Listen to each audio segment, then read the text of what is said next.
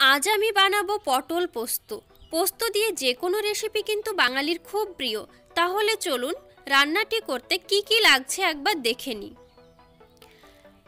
লাগছে পটল। পটলটাকে আমি চেঁচে নিয়ে দুভাগ করে নিয়েছি। দেখুন খুব সুন্দর করে চেঁচেছি। আর লাগছে চেরা কাঁচা লঙ্কা, পরিমাণ মতো নুন, লঙ্কা গুঁড়ো, ধনিয়া গুঁড়ো, জিরে বাটা, সর্ষে বাটা, পোস্ত বাটা, হলুদ গুঁড়ো, আর লাগছে শাহি গরম মশলা। এবার আমি পটলটাতে নুন ও হলুদ মাখিয়ে নেব। নুন দিয়ে দিলাম, হলুদ গুঁড়ো দিয়ে দিলাম। ভালোভাবে হলুদ গুঁড়ো নুনটাকে পটলের গায়ে মেখে নেব। অন্যদিকে কড়াই বসিয়েছি। কড়াইয়ে পরিমাণ মতো তেল দেব। তেলটা গরম হয়ে গিয়েছে। এবার পটলগুলো দিয়ে দেব। ভালোভাবে নাড়াচাড়া করে নেব। এইভাবে পটলটাকে আমি 10 থেকে 12 মিনিট ভাজবো। মাঝে মাঝে নেড়ে দেব। 10 থেকে 12 মিনিট পর ফিরে এলাম। দেখুন পটলটা অনেকটা ভাজা হয়ে গিয়েছে। এবার দিলাম জিরে বাটা, 1 চামচ সর্ষে বাটা, আর দেব 1 চামচ পোস্ত বাটা। পোস্ত বাটাটাও দিয়ে দিলাম। আর দেব পরিমাণ মতো হলুদ গুঁড়ো,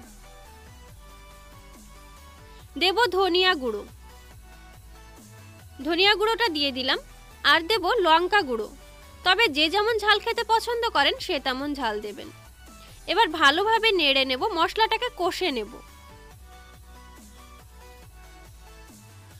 ভালোভাবে নাড়াচাড়া করে নিচ্ছি। মশলাটা প্রায় কষা হয়ে যাচ্ছে।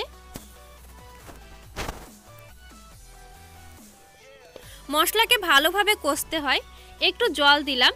সর্ষেটা বাটার সময় আমি কিন্তু একটু নুন দিয়ে বেটেছি। নুন দিয়ে না বাটলে একটু তেতো ভাব থেকে যায়, তাই নুন দিয়ে বেটেছি। আমি এবার পটলটা সেদ্ধ হওয়ার জন্য পরিমাণ মতো জল দিয়ে দিলাম। ঢাকা দিয়ে দিলাম। ঢাকনা খুলে এবার দেব নুন। নুনটা আমি লাস্টে দিলাম, তার কারণ প্রথমে আমি পটলটা ভাজার সময় একটু নুন দিয়েছিলাম। এবার পটলটাকে 5 থেকে 7 মিনিট পর সেদ্ধ করার পর ফিরে এলাম। পটলটা পুরো সেদ্ধ হয়ে গিয়েছে। চেরা কাঁচা লঙ্কা দিয়ে দিলাম।